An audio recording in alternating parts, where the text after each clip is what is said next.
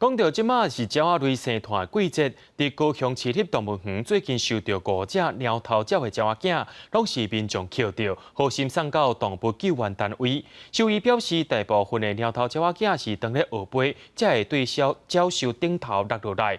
动物园也训练因会晓学飞了后，就会甲因野放啊。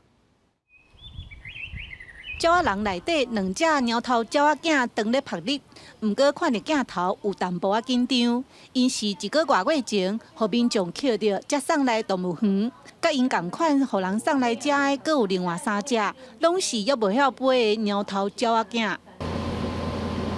186。保育员逐工替因磅重，准备带这3只鸟仔囝去外口活动。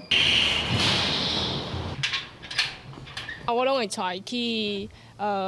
较小可大的空间，我会去看伊的活动，然后伫即个过程中，我会去评估它伊有法度顺利的飞去伊的迄个起架无，还是伊即马飞行的状态有不平衡的无。 带鸟仔运动、训练飞行，是为着以后放线做准备。其实这5只猫头鸟仔拢真健康，其中有2只是藏伫电箱内底发现。兽医表示，民众好心甲还袂晓飞的鸟仔送救援，其实做法无正确。因为他们需要青鸟带他们去学习怎么样子捕获食物，怎么样子飞行。